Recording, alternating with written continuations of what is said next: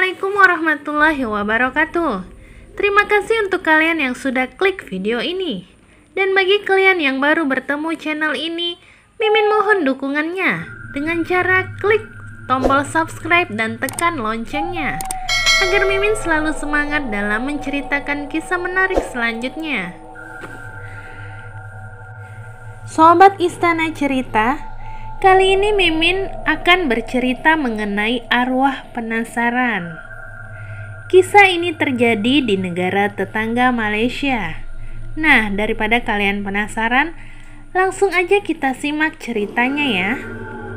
Kisahnya sekitar 2 tahun yang lalu. Jadi pada waktu itu terjadi di Malaysia. Mereka berlima tiba dari Malaysia. Aku tiba di Malaysia pada tanggal 5 Desember tahun lalu.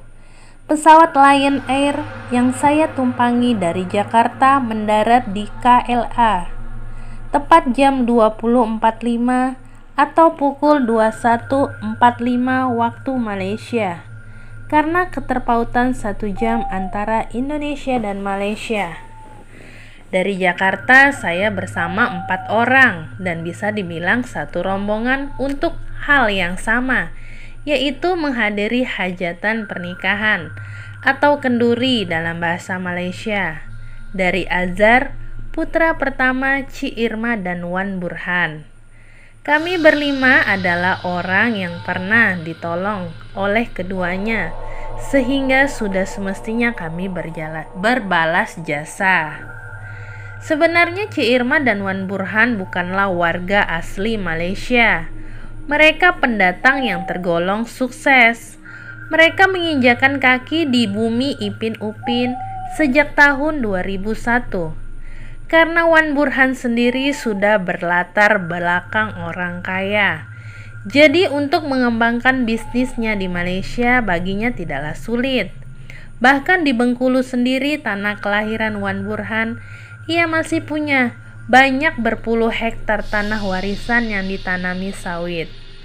Untuk sampai di perumahan elit Bukit Saujana Selangor, tempat tinggal Wan Burhan sekeluarga, kami harus menempuh waktu sekitar 1 jam naik kereta.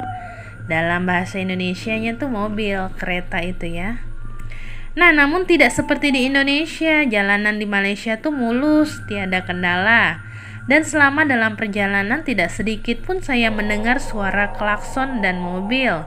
Sepeda motor hanya hitungan jari saja.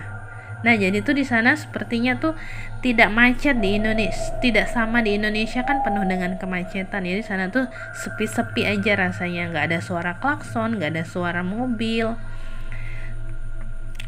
Nah, iyalah bang, di sini sudah sadar peraturan, kata Ibeng, putra kedua dari Wan Burhan yang kebetulan menjemput kami dengan logat Malaysia. Ibeng lalu berhenti di suatu kedai. Kita makan tom yam dulu yuk bang. Tom yam itu seperti sup-supan gitu ya. Jadi katanya Ibeng, Mamah bilang tadi jangan sampai lapar kalau sudah di Malaysia. Dan karena kami berlima tadi sudah kelaparan, jadi tom yam itu pun kami lahap habis. Setelah habis makan, kami melanjutkan lagi perjalanan hingga tiba di rumahnya Wan Burhan. Saat itu acara kenduri tinggal 2 hari lagi. Sedangkan akad nikah sudah seminggu lalu di Kelantan karena Kak Nur, istri dan Azhar adalah warga Kelantan asli. Nah, jadi itu mereka sudah akad. Akadnya tuh di Kelantan, beda lagi tempatnya. Nah, jadi aku bertanya lah, berapa jam ke Kelantan Wan? Kepada Wan Burhan di sela-sela minum kopi. 10 jam Din, jawabnya singkat. Tapi tak capek waktu itu, semuanya senang. Untuk acara pesta kenduri, Wan Burhan menyewa tempat khusus di Kayang Highgate, perumahan super elit bagi kalangan berduit atau jet set. Tarif sewa tempat saja sekitar 6.000 ringgit atau setara Indonesianya tuh rupiahnya sekitar 18 juta sehari. Belum lagi kabinet dapur dan organ tunggal yang didatangkan langsung dari Jakarta. Dan jadi Wan Burhan nih udah datangin organ dari Jakarta. Menurut Wan Burhan yang datang dari Indonesia saja diperkirakan ada 100 lebih. Dan semuanya itu ia yang belikan tiket pesawat. Dalam bayanganku berapa ratus juta yang digelontorkan untuk kenduri kali ini. Sore itu saya bersama 3 rekan lainnya datang ke sana untuk memasang dekorasi dan menata bunga-bunga.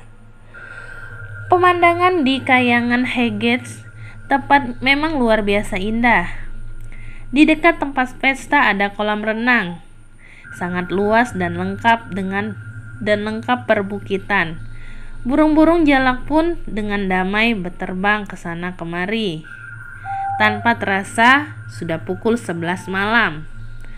Dan 2 temanku sudah capek. Kulihat mereka meremelek di ambang tidur. Sedangkan aku sendiri masih merapikan tatanan bunga serta tulisan-tulisan yang belum rapi. Keheningan malam itu buyar ketika aku dengar debur suatu dari kolam renang. Baru aku sadari bahwa sedari tadi ada orang yang berenang. Malam-malam dingin begini siapa yang berenang ya, pikirku. Bola mataku kulekatkan begitu ke sosok itu. Meski terang, tapi aku belum melihatnya, karena tidak jarang juga ia menyembul. Pada akhirnya ku ketahui ia seorang wanita berambut sebahu dan berkulit kuning mengkilat. Ia melambaikan tangan kepadaku, aku pun mendekat. Kulihat 2 temanku yang dari Indonesia telah terlelap karena capek. Mau ada kenduri? Tanyanya menyapaku. Maksudnya dia menanya, mau ada kenduri tapi dengan bahasa dan logat Malaysia di sana ya. Iya, jawabku gugup. Dari Indon? Tanyanya lagi. Aku hanya mengangguk. Kami lalu berbincang lama. Tidak tampak ada sesuatu yang aneh dari dirinya. Kecantikannya adalah perpaduan antara Melayu dan Cina. Lin, begitu dia memperkenalkan diri kepadaku. Meminta tolong untuk mengantarkan ke rumahnya yang dia beli 2 tahun yang lalu. Dia beralasan tidak bawa mobil. Rumah itu akunya seharga 500.000 ringgit. Alamak, jadi satu rumah komplek Kayangan Hegets harganya sekitar 1,5 miliar. Aku menelan ludah. Karena tugasku sudah selesai, aku pun mengiyakan saja permintaannya. Sebelum pergi, aku menemui Rojab, sapam yang berasal dari Hindustan. Tapi ia pun sudah tertidur lelap. Lin sendirian di rumah mewah itu. Ia sudah bercerai dengan suaminya yang orang Cina. Kelihatannya ia tak mampu mengungkit lagi masa lalu buruknya. Teh tubruk pakai susu atau white coffee? Lin menawariku ketika kami sudah sampai di rumah mewahnya. Tidak, maaf. Aku langsung balik sana ya, Lin. Sudah larut, tolakku. Tidak enak rasanya malam-malam begini di rumah seorang janda. Tunggulah barang sebentar, kata Lin, setengah merajuk. Lin lalu mendekatiku dan langsung meletakkan bibirnya ke bibirku. Spontan hasrat kelelakianku meninggi, sehingga aku pun membalasnya. Ketika dia telah membuka semua bajunya dengan bergegas, dia mendatangiku. Seketika kesadaranku pulih dan langsung teringat pada Sinta istriku. Ku terlungkupkan kedua tanganku ke wajah. Maaf Lin, aku harus secepatnya balik, tegasku. Lin lalu memakai bajunya perlahan. Tak apalah, katanya dengan nada rendah. Di bawah almari itu ada uangku 11 ringgit. Kalau aku tak ada, ambillah semuanya. Aku sedikit heran dengan kata-katanya. Maksudnya? Belum sampai lengkap pertanyaanku atas keherananku, Lin meniup wajahku dan semuanya terasa gelap. "Din, bangun! Bangun!" Lamat-lamat ku dengar suara Wan Burhan memanggil. Ku rekahkan mataku sedikit demi sedikit. Setelah normal, kulihat di dekatku sudah ada Wan Burhan, 2 temanku dan Rojab. "Di mana Lin?" "Aneh, apa yang terjadi?" Rumah Lin juga kotor dan barang-barang berserakan di sana sini. Padahal semalam jelas-jelas aku di rumah mewah Lin, dan aku hafal betul tempat-tempat lemari, kursi, dan perabotan lainnya. Keherananku terjawab oleh cerita Rojab yang sudah fasih berbahasa Melayu, meski sesekali dalam berbahasa Inggris. Menurut dia, rumah ini sudah 2 tahun lebih kosong karena dulu pernah terjadi pembunuhan sadis. Sang suami yang sekarang dipenjara karena menghujamkan 18 tusukan ke tubuh istrinya. Rojab juga bercerita bahwa ia sering melihat bayangan wanita di rumah kosong ini ketika malam-malam ia sedang bertugas keliling. Mungkinkah itu Lin? Ketika sudah keluar pintu mendekati mobil, aku kembali melirik ke dalam. Aku masih ingat betul apa pesan Lin. "Tunggu sebentar Wan," pintaku.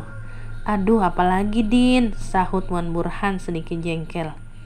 Aku tidak menjawab, tetapi langsung menuju ke lemari. Seperti yang ditunjukkan Lin semalam, Wan Burhan, Rojab, dan kedua temanku terpaksa mengikutiku. Kujongkokkan badan dan aku mulai merogoh ke bawah lemari yang renggang. Tanganku menyangkut sesuatu berupa sejenis kertas. Ketika ku angkat dan kubuka, ternyata isinya uang ringgit Malaysia yang sangat banyak. Semuanya terpana dan heran atas apa yang barusan terjadi. Semua uang itu lalu kuberikan kepada pengurus masjid setempat. Kebetulan bertepatan dengan amal sedekah bagi rakyat syirah di masjid itu. Harapanku semoga Lin tenang dan tidak lagi mengganggu kami lagi. Itulah cerita pendek mistis misteri kisah nyata hampir bersetubuh dengan makhluk goib hantu wanita cantik. Cerita kedua, misteri menyelamatkan tumbal pesugihan Gunung Kawi. Gara-gara makan sepotong roti, nyaris saja kehilangan nyawanya. Sebut saja namanya Mukmim, umur 38. Pasalnya begitu roti buatan pabrik tempatnya bekerja masuk ke dalam rongga perut, sekonyong-konyong sekujur tubuh Mukmim terasa panas. Suhu tubuh naik drastis dalam hanya hitungan detik. Lalu tak ayal ia pun jatuh pingsan. Cerita mistis nyata terbaru. Mukmim tak sadarkan diri. Itu pun dibawa lari ke rumah sakit terdekat. Tetapi sayang belum juga mendapat penanganan medis dan dokter jaga yang bertugas di ruangan IGD. Mukmim sudah divonis meninggal dunia. Tapi anehnya seorang praktisi metafisika bersikeras bahwa buruh pabrik roti itu belum meregang nyawa.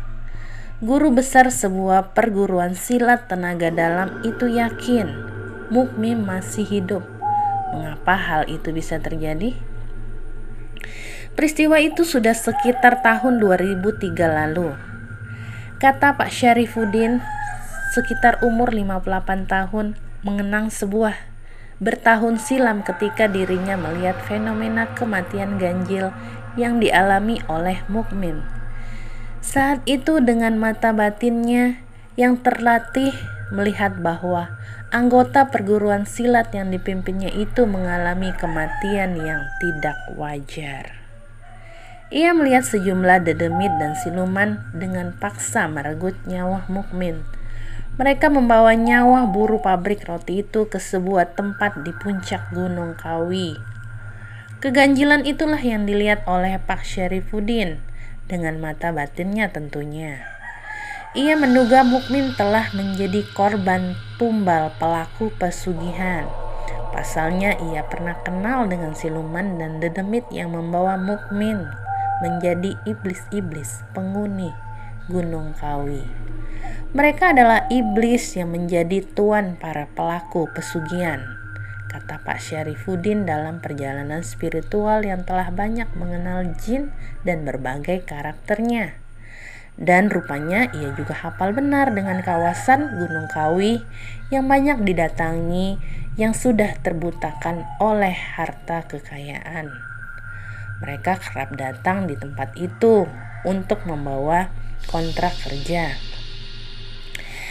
dengan dedemit-dedemit di sana. Pelaku pesugihan tidak peduli soal syarat maupun tumbal yang mesti disediakan. Yang ada di dalam otak mereka adalah tumpukan harta yang berlimpah. Kekayaan yang sesungguhnya semu itu telah menyeret mereka ke jurang kesesatan. Gagalnya tumbal persugihan, melihat fenomena ganjil demikian, Pak Syarifuddin sempat bimbang. Dalam hatinya bertanya-tanya, apakah benar terikat di atas tandu itu adalah nyawa mukmin anggota perguruan silatnya? Apakah cuma sekedar ilusi gaib yang ditebarkan oleh bangsa lelembut? Beberapa saat Pak Syarifuddin hanya bisa termangu, hingga akhirnya sebuah tepukan harus mendarat di bahunya. Sesosok wanita menegurnya dari belakang. "Cepat tolong dia," kata wanita itu, tidak lain adalah Ibu Wati, istrinya. Iya, saut Pak Syarifuddin tergagap. Lelaki itu pun segera memburu siluman-siluman yang tengah membawa ruh mukmin ke suatu tempat. Ia sudah membentengi dirinya dengan ajian-ajian yang sekiranya bisa menangkal serangan makhluk alam astral itu. Dan benar saja, dari kejauhan siluman-siluman itu sudah mencium gelagat tidak beres.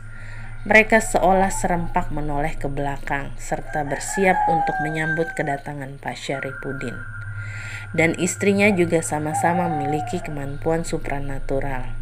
Wajah bengis menyeramkan penuh amarah serta menjijikan dari para dedemit Gunung Kawi itu hampir membuat Pak Syarifuddin mengurungkan niatnya menolong mukmin. Ia hampir urung merebut kembali ruh salah satu anggota perguruan silatnya itu, yang terikat di atas tandu tanpa daya. Kisah-kisah mistik. "Hei manusia, apa maumu, ha?" Hardik siluman yang berdiri paling belakang. Ia sepertinya sudah siap untuk membantai dua sosok manusia yang dapat menembus dimensi alam kehidupan bangsa lelembut. "Kami hanya ingin meminta agar kalian melepaskan nyawa si mukmin," kata Pak Syarifuddin selaya menoleh ke arah istrinya yang berdiri di belakang.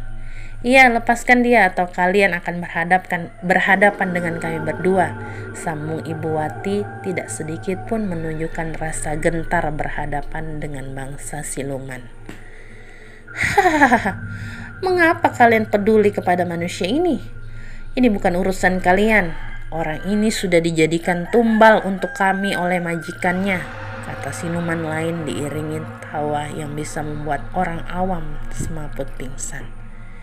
"Siapa yang menumbalkan orang itu tidak berdosa itu?" kata Pak Syarifuddin coba menahan emosi.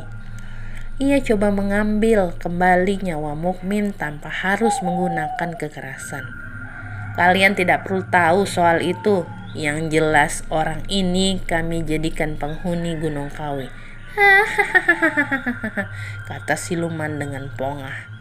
"Baiklah kalau begitu.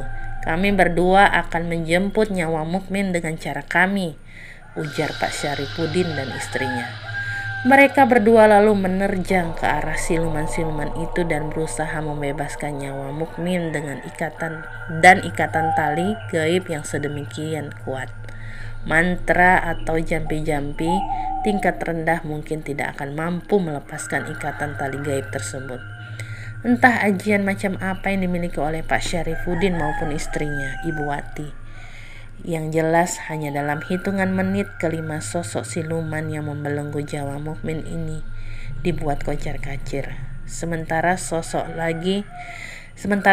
lagi pergi entah kemana. Mereka meninggalkan sukma mukmin masih terikat di atas tandu.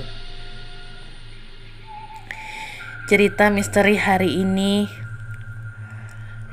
Akan tetapi urusan tidak selesai sampai situ, karena ternyata siluman yang melarikan diri tadi kini kembali diiringi seorang sosok siluman lain yang kelihatan lebih sangar. Pak Syarifuddin menduga sosok siluman sangar itu adalah panglima bangsa Dedemit yang menghuni Gunung Kawi. Nah, gitulah ceritanya.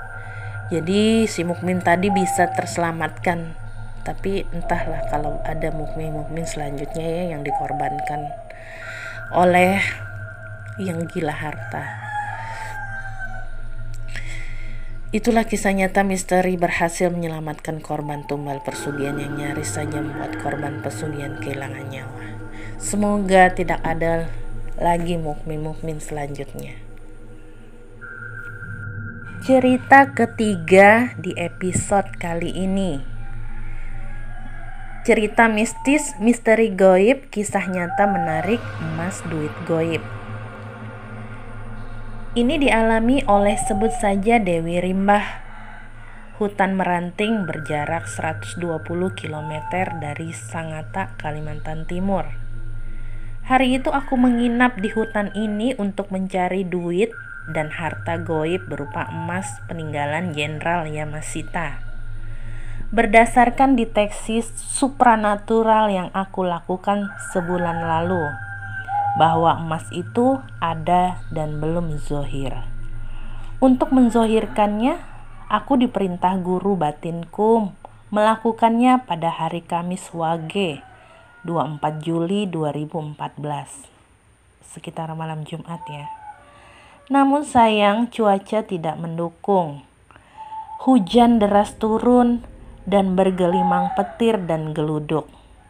Untuk pembakaran kemenyan Arab, Mada Turki, penaburan Elizabeth Arden, aku tidak bisa lakukan di tengah hujan deras. Cerita menyedot uang goib itu. Ritual itu kuusahakan agar jangan sampai gagal. Maka itu aku membuka kemah dan berteduh menunggu hujan berhenti. Padahal sebagai dukun penyedot harta gaib wanita, keberadaan di hutan Meranting Kalimantan Timur ini sangatlah beresiko.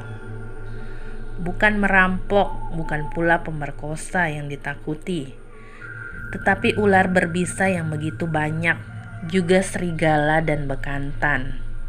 Sedangkan di danau di tengah hutan masih banyak buaya aligator, buaya Kalimantan yang ganas yang sering memakan manusia, bukan goib. Tapi sudahlah, aku harus menjalankan tugas ini dan tidak boleh takut. Nyaliku aku perkuat dengan doa, pinta dan harap kepada Allah yang Maha Agung. Atau kalaupun malam itu gagal pikirku, aku akan melanjutkannya di hari berikutnya, tepat di hari Jumat Kliwon, 25 Juli 2014.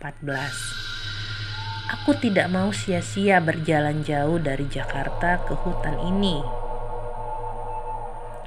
Setelah menempuh perjalanan udara ke Balikpapan, aku naik travel ke Sangatta dan Bandara Spinggan melewati Bukit Soeharto, Samarinda, Sangat-Sangat dan Bontang. Setelah sampai di Sangatta, aku charter mobil roda 2. Maksudnya di sini motor ya, motor roda 2. Dan kota Sangatta ke wilayah angker ini. Semua aku lakukan demi emas peninggalan Jenderal Yamasita. Sebagai pakar penyedot harta goib, aku bekerja tunggal. Bukan aku tidak mau bergerak, tapi aku selalu berselisih pendapat dengan teman. Maka itu aku memilih profesi berdukun tarik harta goib ini secara tunggal. Mistis mengangkat emas goib. Di tahun 1999, aku bergerak bersama 5 orang, 2 wanita dan 3 lelaki. Aku dijuluki Dewi Rimba karena aku selalu berhasil menarik harta goib yang ada di hutan. Bahkan Mbah Roso Margono 59 tahun menjuluki aku sebagai Panglima Wanita Alam Hutan. Gelar penghormatan itu kudapatkan karena aku selalu berhasil menyedot harta goib di alam hutan.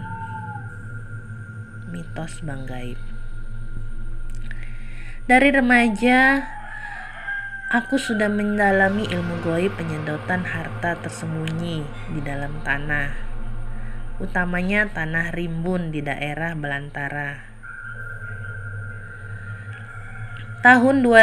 Sekitar tahun 2000-an bulan Januari, aku praktek pertama kali sedot harta goib di hutan Talang Sengkaro, Ogan Komering Lilir, Sumatera Selatan. Sponsor penarikan itu adalah mantan bandit Kayu Agung, yaitu Haji Ahmad Mudo, 78 tahun, yang membiayai alat-alat spiritual, sewa kendaraan, tenda, dan makan kami selama seminggu di hutan Talang Sengkaro itu. Pengalaman pertama ini membuat aku hampir gila karena jin penguasa hutan Talang Sengkaro mau menikahiku. Dia jatuh cinta dan aku menolaknya. Karena aku menolak, raja jin itu marah dan aku diludahinya. Ludah itu membuat kepalaku pusing selama sebulan seperti migrain dan nyaris gila. Untunglah Dr. Hasan Samran 56 tahun, dokter ahli internis ini juga paranormal, mampu mengobati aku sembuh hingga sampai sekarang. Jadi pengalaman pertamanya itu ya. Pengalaman itulah menjadi kehidupan bagiku. Sejak itu, jika jin penunggu harta goib jatuh cinta dan mau menikahiku, aku menerima. Namun setelah harta didapat, aku minta cerai lagi. Lalu menikah lagi dengan jin lain di tempat penarikan harta goib yang berbeda. Malam itu aku gagal bertemu penguasa goib hutan Meranting.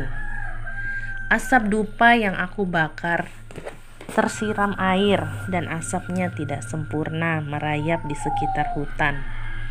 Maka itu ibarat sinyal asap tidak mampu mencari jaringan dan menemukan apa yang aku cari, yaitu Raja Jin Buranggarang. Penguasa hutan yang jadi Raja Jin Buranggarang itu penguasa hutan yang menguasai harta goib berbentuk emas peninggalan panglima perang dari negara Jepang itu. Hari Jumat Kliwon berikutnya aku tetap bertahan di Blok Merah. Hutan Meranting, tanah basah, lembab dan becek. Namun pada malam Jumat tidaklah hujan. Langit cerah, bintang bergemintang pun menyembul di kaki langit. Bulan pun walau berbentuk sabit tetaplah terlihat nyata di atas kepalaku. Aku bersyukur malam itu cerah, aku dapat lebih sempurna menyalakan asap dupa. Asap kemenyan Arab, asap madat Turki yang aku bakar mengundang Raja Jin Buranggerang untuk maujud. Benar saja, sekitar pukul 24 tengah malam, sekitar jam 12-an ya, Raja Jin Buranggerang keluar dari sarangnya. Dia datang dari danau menemuiku di Blok Merah, di sebelah tenda di mana aku membakar dupa. Suaranya bergemuruh saat datang, mirip suara pesawat yang menderu saat akan landing atau take off. Apa tujuan engkau datang masuk ke wilayahku ini? Tanyanya dalam bahasa Buranggerang. Bahasa bangsa jin ini aku mengerti setelah puluhan tahun berhubungan dengan jin. Bangsa Buranggerang itu mirip bahasa Arab, tapi bukan bahasa Arab. Untuk berhubungan dengan jin harus bisa berbahasa jin, dan itu bisa dilakukan setelah membaca 1000 mantra sakti mandraguna yang suralis dan abstraktif. Mohon izin Tuan Raja Buranggerang, aku mau meminta emas yang engkau kuasai. Emas Jenderal Yamashita dari Jepang yang menyimpannya di daerah sini sebelum beliau pergi ke Filipina Selatan, kataku. Oh, kamu tahu emas Yamashita ini dan ingin memintanya dariku. Baik, kamu harus menikah dulu denganku malam ini. Setelah itu aku akan memberikan sebagian kecil yang ada, desisnya sambil duduk dengan wajah angker menatap wajahku. Aku mengangguk dan kami menikah malam itu. Menikah cara jin dan aku sudah biasa menghadapi masalah ini. Aku mintanya mengecil dari ukuran normal lelaki biasa manusia. Jadi jin itu mengecil seperti kan besar, jadi dia mengecil seperti wujud manusia. Lalu wajahnya yang seram dirubahnya ganteng dan tubuhnya wangi, tidak bau apek sebagaimana umumnya bangsa jin yang bau. Kecuali jin perempuan yang berbau bunga melati, bau bunga mawar dan bau kantil. Jin lelaki tubuhnya bau kemenyan, tidak enak tercium hidung dan amis. Raja Jin Buranggerang mematuhi permintaanku. Dia mengecilkan dirinya dan berubah wujud menjadi ganteng mirip aktor Tom Berenger dan dengan rambut tertata rapi dan tubuhnya yang wangi oleh parfum Olivia Hussey. Kami sepakat menikah malam itu dan dia berikan emas 5 batang kepadaku. Setelah dia raib kembali ke danau, aku pulang dengan sepeda motor menuju kota Sangatta, kota batu bara yang kaya dan terkaya di Asia Tenggara itu. Hari Sabtu pagi, Sabtu Legi 26 Juli 2014, aku berada di Balikpapan. Aku segera ke Bandara Sepinggan dan terbang kembali ke Jakarta dengan pesawat Garuda Airlines ke Bandara Soekarno-Hatta. Namun sebelum aku berangkat, aku meninggalkan surat cerai di Blok Merah dekat Danau Sariti, rumah Raja Jin Barungerang itu. Jika dibacanya, dia akan melupakan aku dan aku akan menikah lagi dengan jin-jin yang akan memberiku harta peninggalan goib. Setelah aku menjual emas batangan itu, pemberian Raja Jin Buranggerang itu, aku membagi uang-uang kepada beberapa dukun yang menjadi sahabatku. Sebab banyak dukun yang miskin, bahkan susah kehidupannya. Apalagi bagi mereka yang mengambil bidang sedot harta gaib seperti keris, tombak, sabuk kerajaan yang tidak bisa langsung dijual dijadikan uang. Maka itu sudah menjadi kode etik di kalangan dukun penyedot harta gaib untuk saling berbagi bila sukses. Dan hal itu aku lakukan sejak dulu. Walau aku praktek sendiri, modal sendiri, jalan sendiri ke Nusantara ini, namun aku tetap berbagi kepada teman yang kesulitan uang. Sebab walau sakti seperti apapun, seorang dukun itu pasti butuh makan, butuh uang dan butuh biaya sekolah anak-anak mereka. Maka itu kami saling topang menopang, bantu membantu dan tolong menolong sesama dukun. Bila acuh tak acuh, kurang perhatian dukun lain, maka kita pun akan diabaikan. Aku juga sering mendapat bantuan dari dukun lain secara materi, dibantu uang saat aku sakit lama kemarin karena diludahi jin itu, dan saat lama tidak berhasil menyedot harta goib yang mudah dijadikan uang. Di tengah ketenangan hidupku di Jakarta, saat menikmati penjualan emas batang dari Kalimantan Timur, tiba-tiba tengah malam, Senin Pahing 11 Agustus 2014, Raja Jin Buranggerang datang dari Kalimantan. Dia terbang ke Jakarta Selatan, masuk ke rumahku di Jalan Domas, Pesanggaran, Jakarta Selatan. Aku terkejut sekali akan kehadirannya. Dia datang dengan wajah marah dan bentuk mata bulat seperti bola tenis. Dia melotot dan menjambak rambutku yang terurai setelah aku bangun tidur tengah malam. Raja Jin Burangrang marah karena aku memberinya surat cerai dan dia menolak bercerai denganku. Aku memahami kemarahannya, tapi baru kali itulah surat ceraiku ditolak selama ini. Arkian, ternyata Raja Jin Burangrang punya istri satu-satunya aku dan sudah 1200 tahun dia tidak menikah. Aku dianggapnya berkhianat dan melakukan pepatah habis manis sepah dibuang. Pokoknya Raja Jin Burangrang tidak mau bercerai dan dia tidak akan tinggal bersamaku di Jalan Domas Pesanggerahan hingga waktu yang telah ditentukan. Waktunya tidak ditentukan maksudnya. Aku lalu mengakalinya, aku ajak dia pulang lagi ke Sengatta, Kalimantan Timur, dan aku mau bertahan sebagai istrinya jika dia memberikan semua emas yang ada di Blok Merah, Hutan Maranting. Syahdan, ternyata Raja Jin Burangrang mengetahui siasat ini, hingga dia tidak mau kembali lagi sebelum aku bersumpah untuk menjadi istrinya selamanya. Bila aku sudah bersumpah dan melanggar sumpah itu, maka aku akan membusuk. Tidak mati, tapi tubuhku akan bengkak dan perutku meledak. Hal ini pernah dialami oleh teman dukunku, Jeng Sutika Asmara, yang melanggar sumpah dan perutnya meledak kini. Tapi kini Jeng Sutika sudah sembuh, namun mengundurkan diri sebagai dukun perempuan karena tidak kuat menghadapi bahaya dunia perdukunan. Betapa mengerikannya dunia perdukunan yang ternyata tidak sesederhana yang dibayangkan orang selama ini. Diam-diam saat siang hari ketika Raja Jin Burangrang tidur di rumahku, aku pergi meminta pertolongan Mbah Mursalim, pakar jin Mampuni di Banten. Aku ke rumahnya menceritakan keadaan ini. Mbah Mursalim tertawa terpingkal-pingkal setelah mengetahui bahwa Raja Jin Burangrang tidak mau bercerai dan ingin bertahan hidup denganku sampai waktu yang tidak ditentukan.